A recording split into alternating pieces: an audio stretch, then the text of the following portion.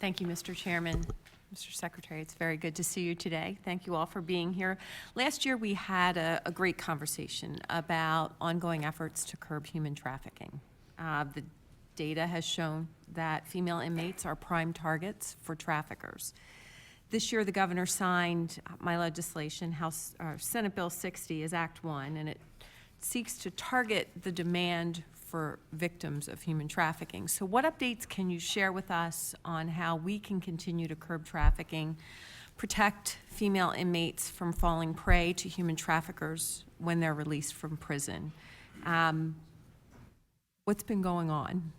So as you know, we've been working with Villanova University and Shay Rhodes, who's the national expert on human trafficking, and one, on identifying folks who were either trafficked or potentially could be trafficked from going out. We've made significant progress trying to make that more systemic, so be able to create a risk profile so we can target the right people. We're currently exploring a position specifically to work with ladies at our female facilities who are most likely to be, not that men aren't trafficked, but it's very rare compared to females. Looking at a specific position specific to work with ladies who are trafficked, and working with our community parole staff, that we're not doing anything as a release process and where we're putting them back to make it less likely that they're trafficked moving forward. So that'll be a continual work. There's really not a model in the country, and we're working with Shay to try to create a model here in Pennsylvania. That's great. I know that in Florida, they found that inmates are often mailed cards, have money sent to their accounts. Can you talk about the mail system? I know that you've made progress with regard to the synthetic drugs, as you had shared earlier. It seems that the mail system is a place where traffickers target their next victims. Is that part of this ongoing program that you're working with? There's not much, we can't, there's not really an easy way to preclude or to differentiate somebody who's getting a letter from an uncle and someone who's getting a letter from someone who's purporting to be an uncle who's attempting to human traffic them. So there's really not much from that standpoint.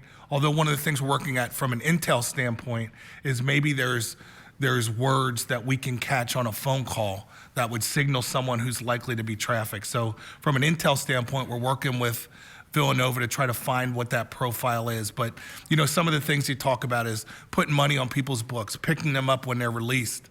And those are two-edged swords. Like someone benefits, someone wants money on the books. So if we would prohibit certain people from sending money to people, they would have a cause of action for us, even though we may be trying to protect them. So it's not a simple solution, but we're trying to work and do what we can to minimize that.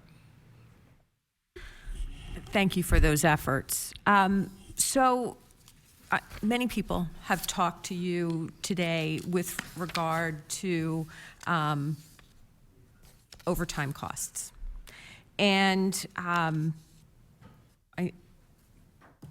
the department has continued to face this challenge.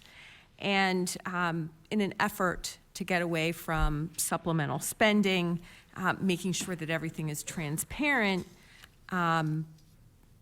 looking at how we can assist you in addressing that. And I noticed that each of your SCIs have varying degrees of overtime for various reasons.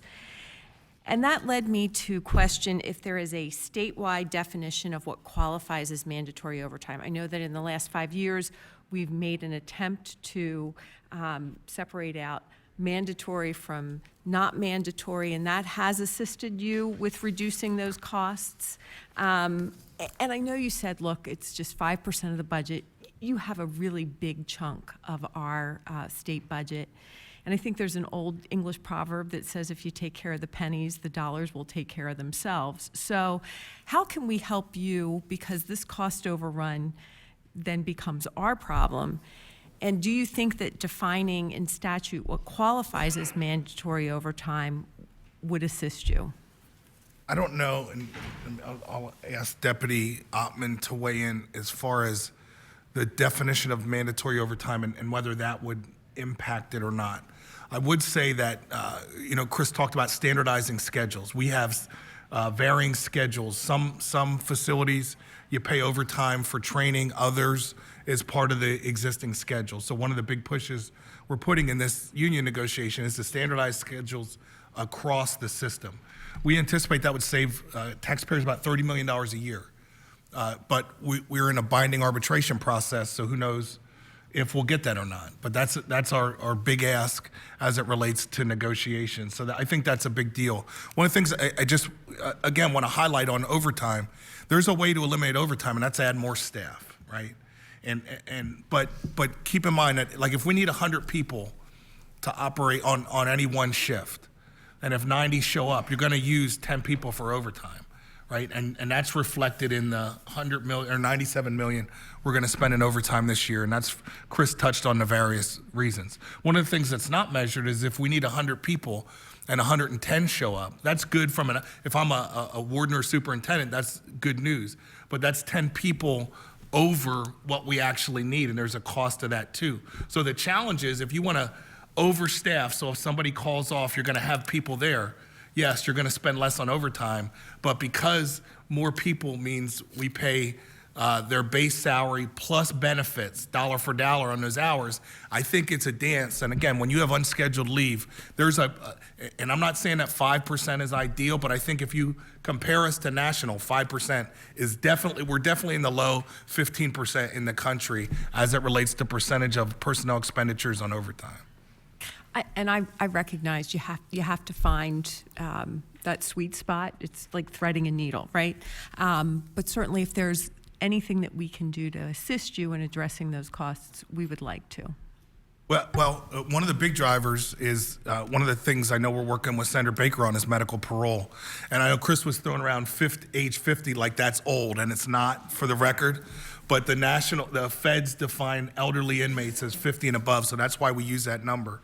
3 times more I just turned 50 this year, so I'm very sensitive to that. 3 times more likely to need medical, to get sent out. Those transportations, someone in the hospital for multiple days, if you, and we would encourage you, beg you to go tour our nursing home prison. And I said nursing home prison because we have one.